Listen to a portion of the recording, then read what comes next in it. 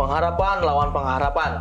Kita kan semua punya masalah ya kan. Adik-adik Cornerstone juga ada masalah. Ada yang ujian UN, ada yang bingung mau jurusan apa gitu. Betul. Semuanya itu di balik masalah ada satu kata yang menghibur, yaitu adalah harapan. Adik-adik Cornerstone jangan bully orang ya. Lihat temennya, siapa yang kesepian, siapa yang merasa nggak ada pengharapan. Kalianlah merangkul mereka, mengarahkan, mendekatkan kepada Tuhan. Kita adalah orang Kristen yang punya pengharapan. Pengharapan kita adalah kedatangan Yesus yang kedua kali. Jadi setiap masalah, baik duka cita sekalipun, kehilangan orang yang paling kita cintai, ingat suatu saat Tuhan Yesus akan datang dan semuanya akan dibangkitkan dalam keadaan yang lebih baik.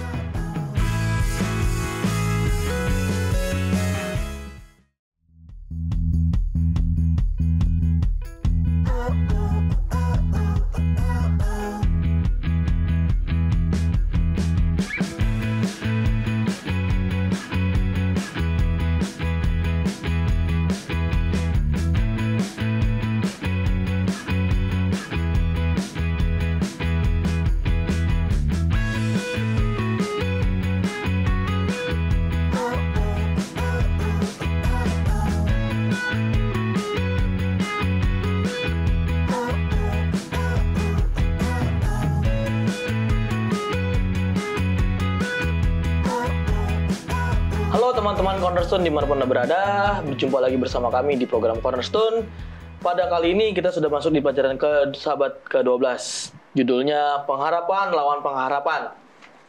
Ayat intinya terdapat di 1 Tesalonika 4 ayat 16 dan 17. Tuhan sendiri akan turun dari surga dan mereka yang mati dalam Kristus akan lebih dahulu bangkit sesudah itu. Kita yang hidup, yang masih tinggal, akan diangkat bersama-sama dengan mereka dalam awan menyongsong Tuhan di angkasa. Demikianlah kita akan selama-lamanya bersama-sama dengan Tuhan. Di studio saya tidak hanya sendiri, saya sudah ditemani oleh teman-teman dari jemaat lain. Halo. Apa kabar? Puji Tuhan baik. Puji Tuhan baik, luar biasa. Oke, kita akan memperkenalkan satu persatu, dimulai dari teman saya yang tengah. Halo teman-teman Cornerstone, jumpa lagi bersama saya Bella Donawenas. Saya saat ini berjemaat di Tumoto Pondok Indah. Oke, terima kasih Bella. Sekarang lanjut pendeta. Halo teman-teman Cornerstone, saya Pendeta Muda Yosef Stumeang dari Jemaat Cipanas. Oke. Terima kasih pendeta dan Bella. Saya sendiri, nama saya Erik Malvin Alexander, saya berjemaat di Depok Timur. Ya, pendeta, ini kan judulnya mungkin agak sedikit berat ya untuk seusia kita. Maksudnya seusia anak-anak muda nanti di gereja, anak-anak remaja di gereja masing-masing. Oh, seusia Erik dan kawan-kawan. Bukan, saya masih 20 plus lah. Nah, ini kan berat banget nih pendeta, pengharapan lawan pengharapan. Mungkin kan yang masih remaja-remaja di bawah kita mungkin bingung nih, artinya apa sih pelajaran sahabat ke-12 ini kayaknya pengharapan lawan saya masih belum ngerti. Sedangkan kita pun di sini kayaknya masih juga, Bella mungkin masih bingung kan. Saya pun juga masih bingung nih pengharapan lawan pengharapan karena katanya ini sedikit agak berat bagi pembahasan untuk jenjang Cornerstone ini sih pendeta. Pendeta boleh jelaskan apa arti pengharapan lawan pengharapan? Baik, sebetulnya berat karena kita belum telusuri kan lebih dalam kan. Nah teman-teman Cornerstone, supaya nggak berat, sambil baca sekolah sahabatnya, sambil ditonton. Nah, episode kali ini ya, supaya hari sahabat bisa ngerti. Pengharapan lawan pengharapan sebetulnya ini unik sih.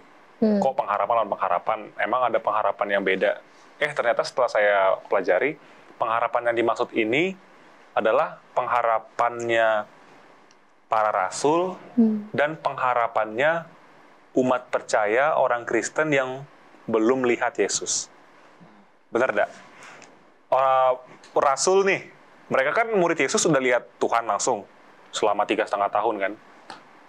Lalu Tuhan pergi ke sorga.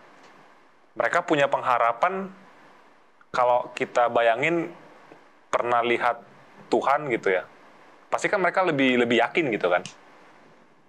Tapi mereka kehilangan selama sisa hidupnya. Gitu. Jadi tetap mereka pengharapan, tapi udah pernah lihat Tuhan.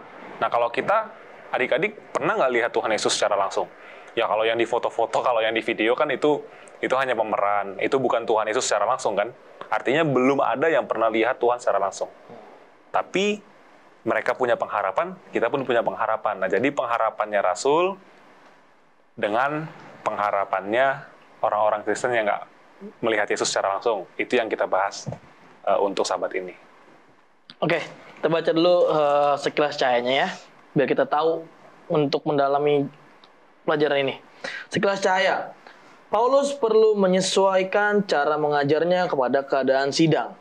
Aku, saudara-saudara, pada waktu itu tidak dapat berbicara dengan kamu seperti dengan manusia rohani. Ia sesudah itu menerangkan kepada mereka, tetapi hanya dengan manusiawi duniawi, yang belum dewasa dalam Kristus, susunlah yang kuberikan kepadamu. Bukanlah makanan keras, sebab kamu belum dapat menerimanya. 1 Korintus 3 ayat 1 dan 2. Banyak dari orang-orang percaya di Korintus Banyak dari orang-orang percaya di Korintus lamban mempelajari pelajaran yang ia coba ajarkan kepada mereka. Betapa bijaksana keadaan mereka dalam perkara-perkara duniawi, sehingga mereka adalah bayi-bayi dalam pengetahuan akan Kristus. Kita masuk ke dalam ceritanya. Dalam ceritanya, akhirnya, saudara-saudara, kami minta dan nasihatkan kamu dalam Tuhan Yesus. Kamu telah mendengar dari kami bagaimana kamu harus hidup supaya berkenan kepada Allah. Hal itu memang telah kamu turuti, tetapi baiklah kamu melakukannya lebih bersungguh-sungguh lagi. Kamu tahu juga petunjuk-petunjuk mana yang telah kami berikan kepadamu atas nama Tuhan Yesus. Karena inilah kehendak Allah, pengudusanmu, yaitu supaya kamu menjauhi pecah bulan, supaya kamu masing-masing mengambil seorang perempuan menjadi istrimu sendiri dan hidup di dalam pengudusan dan penghormatan, bukan di dalam keinginan hawa nafsu, seperti yang dibuat oleh orang-orang yang tidak mengenal Allah. Dan supaya dalam hal-hal ini orang jangan memperlakukan saudaranya dengan tidak baik atau memperdayakannya. Karena Tuhan adalah pembalas dari semua ini, seperti yang telah kami katakan dan tegaskan dahulu kepadamu. Allah memanggil kita bukan untuk melakukan apa yang cemar, melainkan apa yang kudus. Karena itu siapa yang menolak ini bukanlah menolak manusia, melainkan menolak Allah yang telah memberikan juga rohnya yang kudus kepada kamu. Tentang kasih persaudaraan tidak perlu dituliskan kepadamu, karena kamu sendiri telah belajar kasih mengasihi dari Allah. Hal itu kamu lakukan juga terhadap saudara di seluruh wilayah Makedonia, tetapi kamu menasihati kamu saudara-saudara supaya kamu lebih bersungguh-sungguh. Ya, kamu bersungguh-sungguh lagi melakukannya, dan anggaplah sebagai suatu kehormatan untuk hidup tenang, untuk mengurus persoalan-persoalan sendiri dari bekerja dengan tangan seperti yang telah kami pesankan kepada kamu, sehingga kamu hidup sebagai orang-orang sopan di mata orang luar dan tidak bergantung kepada mereka. Selanjutnya, kami tidak mau, saudara-saudara, bahwa kamu tidak mengetahui tentang mereka yang meninggal, supaya kamu jangan berduka cita seperti orang-orang lain yang tidak mempunyai pengharapan. Karena jikalau kita percaya bahwa Yesus telah mati dan telah bangkit, maka kita percaya juga bahwa mereka yang telah meninggal dalam Yesus akan dikumpulkan oleh bersama-sama dengan dunia. Ini kami katakan kepada kamu dengan firman Tuhan. Kita yang hidup yang masih tinggal sampai kedatangan Tuhan sekali-kali tidak akan mendahului mereka yang telah meninggal. Sebab pada waktu tanda diberi, yaitu pada waktu penghulu malaikat berseru dan bersangkakala akan berbunyi, maka Tuhan sendiri akan turun dari surga dan mereka yang mati dalam Kristus akan lebih dahulu bangkit. Sesudah itu kita yang hidup yang masih tinggal akan diangkat bersama-sama dengan mereka ke dalam awan menyongsong Tuhan di angkasa. Demikianlah kita akan selama-lamanya bersama-sama dengan Tuhan. Karena itu hiburkanlah seorang akan yang lain dengan perkataan-perkataan ini. Jadi kan pendeta, kebanyakan orang yang meninggal menangis terlalu, ya mungkin emang karena duka yang terlalu mendalam kan, karena kehilangan oleh keluarga yang kita sayang. Tapi banyak kita lihat kalau yang berduka itu selalu kayak gimana gitu, kayak emang meratapi banget, dan kayak nggak ada pengharapan kalau mereka nggak percaya kalau kita akan ketemu lagi nanti. Ya kalau kayak gitu kita harus kasih penghiburan kan. Kita jemaat, terutama saudara-saudara, atau janganlah kita makin bikin dia sedih, udah berduka, dibikin tambah sedih lagi. Itu sebenarnya nggak baik. Tapi pendeta ada sedikit ini nggak masukan untuk ayat yang tadi bacanya setelah baca untuk berduka cita. Baik, jadi duka cita ya. Ya. Pergumulan, mungkin teman-teman Hope Channel ada yang sudah kehilangan papa, sudah kehilangan ibu, mereka sudah diizinkan Tuhan untuk beristirahat terlebih dahulu. Oma, opa, ya orang yang kita sayangi lah. Ya. Dan banyak kesusahan-kesusahan yang dihadapi oleh seluruh umat manusia. Sebetulnya kalau kita pikir-pikirkan ya, kalau kita renung-renungkan, satu kata yang selalu ingin kita dengar atau selalu yang terucap dan didengarkan oleh orang yang berduka adalah apa? Tuhan akan kasih. Itu bukan kata, itu kalimat. Satu kata yang sabar, kuat. Ya, sabar, kuat itu adalah bagian dari kata yang saya maksud. Kira-kira apa? Ketika kita menghadapi masalah, ketika kita menghadapi cobaan, ini kita sekarang syuting di mana nih? Mengharap hope. Itu dia. Semuanya butuh satu kata itu. Ya kan? Bella lagi LDR nih. Jadi spoiler saya. Erik masih jomblo gitu ya. Udah ada dia benar. Ya nggak tahu ya. Kita kan semua punya masalah ya kan. Adik-adik Cornerstone juga ada masalah. Ada yang ujian UN. Iya. Ada yang bingung mau jurusan apa gitu. Betul. Semuanya itu di balik masalah ada satu kata yang menghibur, yaitu adalah harapan. Itulah sebabnya dalam kesibukan, kesusahan kita selalu ada Hope Channel. Nah, buat teman-teman jangan lupa Hope Channel ada karena manusia itu penuh dengan apa? Duka cita. Nah, jadi kalau kita berduka, ingat Hope Channel. Nah, karena dalam Hope Channel selalu ada siaran-siaran pengharapan buat pemirsa dan termasuk adik-adik Cornerstone. Ya. Oke, jadi maksud saya kalau berduka ingat Tuhan gitu. Oh, jadi bukan kita Hope Channel ya? Karena ada harapan. Oh, iya. Oke, kita tahan dulu. Kita akan kembali setelah yang satu ini.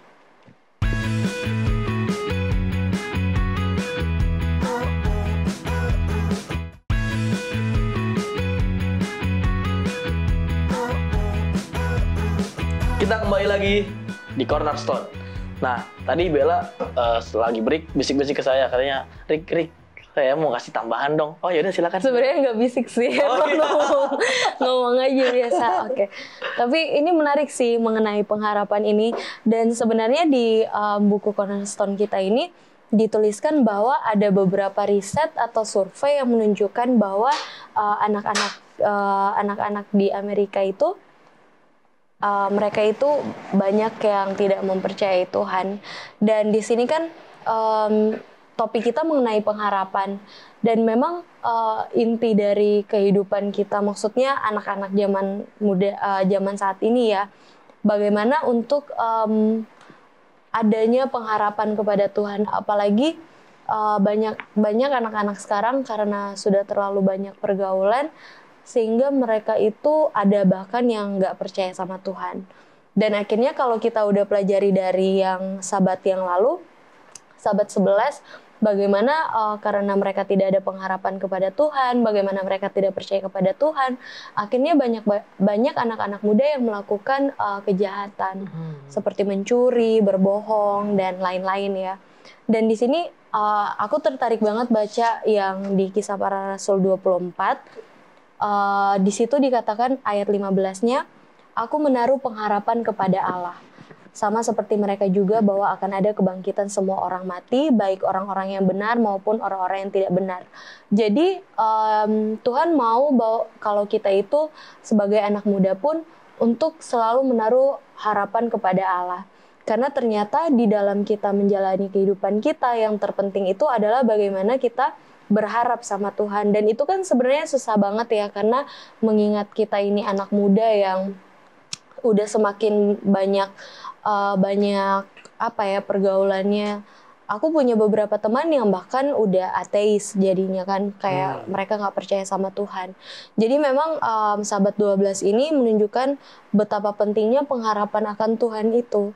Dan sekarang pergumulan kita adalah bagaimana untuk kita bisa terus bergantung kepada Tuhan. Itulah yang dinamakan iman. Mungkin pendeta juga bisa menjelaskan lebih jelas lagi, tapi sebenarnya penting banget dan sangat menarik untuk pelajaran kita yang Sabat ini, karena pengharapan itu harus selalu kita taruh kepada Tuhan.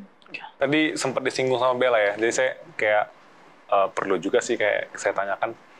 Ini saya tanya nih sama Erik sama Bella, percaya nggak ada Tuhan? Percaya. Ya percaya karena Erik sama Bella dari kecil udah ada Alkitab gitu ya, udah belajar gitu kan. Tapi nggak pernah lihat. Terus mau buktikannya dari mana? Alkitab. Kan di Alkitab sudah tertulis jelas. Nggak, kalau misalnya orang kan belum pernah lihat nih. Kalau Alkitab, ya kalau kita belum punya iman kan kita harus buktikan dong. Nah kira-kira buktikannya melalui apa? Ya kita harus menguji. Tuhan juga kan bilang di dalam firman Tuhannya bahwa ujilah aku. Mungkin kata-kata Tuhan itu juga sebenarnya karena Tuhan tahu kita juga nggak segampang itu untuk percaya sesuatu yang kita nggak bisa lihat. Nah karena nggak gampang percaya, tapi perlu kita perhatikan nih, manusia paling manusia kalau misalnya kita dengar kesaksian orang gitu ya, kita nonton video-video inspiratif, pasti kayak ada air mata gitu kan, ada rasa simpati gitu kan, bener nggak? Allah adalah kasih. Nah jadi gimana membuktikan supaya Tuhan itu ada? Ya melalui kasih. Nah urusan dia percaya atau enggak, itu adalah pengalaman pribadi dia nantinya. Gitu. Oke pendeta, ada pertanyaan nih. Saya ada pertanyaan untuk pendeta. Oke, siap. Kenapa Paulus, apa latar belakang Paulus menulis kitab 1 Tesalonika 4 ini? Ya. Apa? Latar belakang Paulus menulis surat 1 Tesalonika ayat 4. Ya, jadi 1 Tesalonika 4 itu ya, dia tuliskan untuk pengharapan gitu kan. Untuk gimana sih supaya kita sekarang begini. Teman-teman adik-adik Hope Channel percaya sama Tuhan, percaya bahwa Yesus akan datang kedua kali, benar enggak? Ya. Nah, karena kita percaya kita punya pengharapan. Nah, kalau kita punya pengharapan, terus mempertahankan pengharapan itu kayak gimana? Kita harus menuruti firman Tuhan. Nih saya tadi pertanyaan saya tanya balik. Erik pernah pacaran? Pernah. Bella lagi hubungan nih. Untuk mempertahankan hubungan, mempertahankan rasa percaya kalian dengan pasangan, apa yang kalian lakukan? Jujur. Terus apa lagi? Setia. Oke, sekarang hubungan dengan orang tua. Ya memang sih nggak ada yang nama istilahnya kayak lu bukan anak gua lagi gitu kan ya, di Indonesia ya nggak ada lah kita dengar seperti itu ya. Tapi menumbuhkan cinta kasih kita dengan ibu kita yang telah melahirkan kita, itu apa yang kita lakukan? Tindakan kita. Ya, perilaku kita terhadap apa? Terhadap ibu. Ya, perintah ibu kan. Nah jadi bagaimana supaya pengharapan itu tetap ada adalah kita menjaganya. Nah, gimana cara menjaganya? Itulah yang dituliskan oleh Rasul Paulus dalam 1 Tesalonika pasal 4. Jadi 1 Tesalonika pasal 4, pasal itu bercerita, Rasul Paulus tuliskan bagaimana supaya orang yang berharap kedatangan Yesus, mereka bisa mempertahankan pengharapan itu melalui aktivitas-aktivitas yang dilakukan dalam Tuhan. Nah, seperti apa tuh pendeta yang hidup yang berkenan kepada Allah? Nah, hidup yang berkenan kepada Allah adalah hidup yang Allah telah tetapkan. Contoh nih, teman-teman adik-adik Cornerstone pasti ya yang namanya apa ya? Yang namanya kehidupan itu banyak pengaruhnya kan. Kehidupan yang berkenan kepada Allah itu adalah sering bertabrakan dengan kehidupan modern sekarang gitu. Tadi Bella katakan tidak percaya dengan Tuhan, teman-temannya. Memang kalau kita lihat, bahkan adik-adik Hope Channel sendiri kalau di sekolah, itu sering kita diarahkan untuk tidak percaya sama Tuhan. Sebagai contoh, kalau kita mau lulus ujian dapat nilai tinggi, nyontek aja lebih bagus. Kan gitu ya. Terus kalau misalnya kita mau apa gitu kan, lebih percaya kepada orang gitu kan, daripada kepada Tuhan. Nah, Rasul Paulus katakan, ketika berduka pun, kita jangan menangis terus. Kan kalau kita lihat film-film kan sampai menangis, sampai dia galau ke dunia lain, ya kan? galau Arwahnya galau lagi. Nah, bahkan hal yang sangat sakit sekalipun, kita harus melakukan kehendak Tuhan. Kehendak Tuhan apa? Jangan berduka terlalu berlarut. Nah gitu, jangan seperti kayak nggak punya pengharapan. Apakah yang dapat kita lakukan untuk mengembangkan pengalaman kerohanian agar menjadi dewasa rohani? Supaya menjadi dewasa, kita melakukan hal-hal yang dilakukan oleh orang dewasa. Be a man. Ya kan? Kadang ada itu jargon-jargon dari para wanita ya. I don't want boy, I want a man. Bener nggak Bella? Bella nggak mau ya boy ya, maunya man ya. Kenapa? Karena man itu adalah tanggung jawab. Nah, kita gimana supaya menjadi man dalam firman Tuhan, ya kan, dalam kerohanian, ya menjadi orang yang bertanggung jawab. Tuhan kasih tanggung jawab enggak? Kasih hukum Taurat. Benar enggak? Adik-adik, temannya ngajak ngerokok. Sekarang bukan ngerokok ya, nge-vape. Banyak lah pokoknya yang berhubungan dengan asap-asap ya kan. Adik-adik diajak berasap-asap tuh. Saya nggak mau bilang merokok karena kan udah banyak jenis asap kan. Ada yang rasa stroberi, ada yang rasa banyak lah rasanya ya. Nah itu harus bisa tanggung jawab sama Tuhan. Bukan cuman kelihatan guru, takut gitu. Tapi begitu pulang sekolah, ya kan, nyungsep di ganggang, nggak ada guru, nggak ada siapa-siapa, itu orang yang nggak bertanggung jawab. Nah, bagaimana kita bertanggung jawab melakukan hal yang benar, bahkan ketika tiada yang menyaksikan. Sebenarnya tertarik juga sih yang pas pendeta bilang tadi kalau anak muda harus punya pengharapan juga. Karena kan sekarang kalau kita lihat juga banyak anak muda yang terlalu depresi akhirnya bunuh diri. Padahal cuman karena mau UN atau ada ujian atau apa, tapi akhirnya mereka jadi kayak bunuh diri, ada yang loncat segala macam. Ada juga anak kecil, anak muda sudah membunuh. Jadi memang ternyata kalau kita benar-benar bergantung sama Tuhan dengan pengharapan ini, ternyata tabiat kita juga benar-benar ditata sesuai dengan yang tadi pendeta bilang. Nah, di sini peran orang tua dan kita teman rohani dari teman kita. Contoh nih, kenapa orang menjadi bunuh diri kan? Karena dia sudah melihat dan menurut dia itu jalan pintas terbaik. Bener gak? Kita waktu kecil kan expectation-nya jadi orang hebat. Peringkat 1 lah, dokter. Padahal dokter berapa sih? Pilot. Iya, pilot. Kan cita-cita dulu itu aja polisi, gitu kan. Polisi, pilot, dokter. Nah, jadi harusnya ya kita lebih open-minded lah. Untuk orang tua ya, untuk kita teman, sesama teman juga kita harus lebih open-minded. Kita mengarahkan dia kepada Tuhan. Melalui apa? Contoh nih, bro. Murid Yesus itu pekerjaannya apa aja, gitu kan. Bahkan Rasul Paulus dia pembunuh, bener enggak? Harga dirinya nggak ada lagi kan. Wanita-wanita turunan Yesus banyak yang menjadi murid Yesus. Nah dari situ kita akan cerita, akhirnya dia terbuka, oh ternyata saya bukan orang yang paling hina di dunia ini. Nah makanya kita butuh teman rohani, butuh teman rohani, dan kita harus melihat teman-teman kita yang kesepian, yang sering menyendiri. Nah ini yang saya nggak suka. Kalau di sekolah ada yang punya kekurangan gitu kan, giginya agak lari dikit, itu pasti dibully. Nah dan ketika ada orang yang sendirian di kelas, dia pasti menjadi bahan bulian gitu kan. Ini yang mempengaruhi bahwa, aduh saya nggak pantas nih hidup gitu. Saya kayak udah nggak ada harapan. Nggak ada harapan. Akhirnya dia bunuh diri. Nah dari mana dia tahu bunuh diri? Dia pasti pernah menonton film atau mendengar cerita-cerita seperti itu. Makanya kita sebagai orang Kristen, orang Advent, adik-adik Cornerstone, jangan bully orang ya. Lihat temennya, siapa yang kesepian, siapa yang merasa nggak ada pengharapan, kalianlah merangkul mereka, mengarahkan, mendekatkan kepada Tuhan.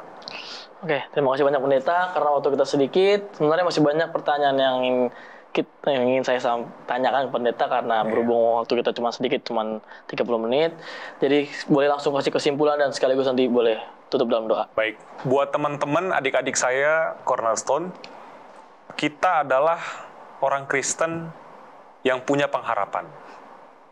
Pengharapan kita adalah kedatangan Yesus yang kedua kali. Jadi setiap masalah, baik duka cita sekalipun, kehilangan orang yang paling kita cintai, ingat suatu saat Tuhan Yesus akan datang dan semuanya akan dibangkitkan dalam keadaan yang lebih baik. Semoga Tuhan memberkati kita. Mari kita sama-sama berdoa. Tuhan Yesus, Allah yang penuh dengan pengasihan, kami begitu berharap akan kedatangan-Mu yang kedua kali. Kami mengetahui bahwa perjuangan para rasul itu adalah tugas yang begitu berat, tapi kami sebagai anak-anak Tuhan pun mau melakukan tugas itu karena kami percaya akan satu pengharapan yang pasti bahwa kedatangan-Mu tidak akan lama lagi untuk mengakhiri segala duka cita dan permasalahan dalam dunia ini. Ampunilah segala dosa kami, dalam nama Yesus Kristus kami berdoa. Amin. Amin. Terima kasih banyak pendeta, terima kasih Bella sudah menemani saya pada sama-sama hari ini. Oke. Kita butuh pengharapan. Jangan pernah putus asa, kita selalu berdoa kepada Tuhan supaya kita dapat pengharapan yang berasal dari Tuhan. Jangan lupa saksikan Hope Channel Indonesia dan program Cornerstone, dan jangan lupa subscribe YouTube Hope Channel dan subscribe juga YouTube-nya Cornerstone. Sampai berjumpa di pelajaran ke-13. Tuhan Yesus memberkati.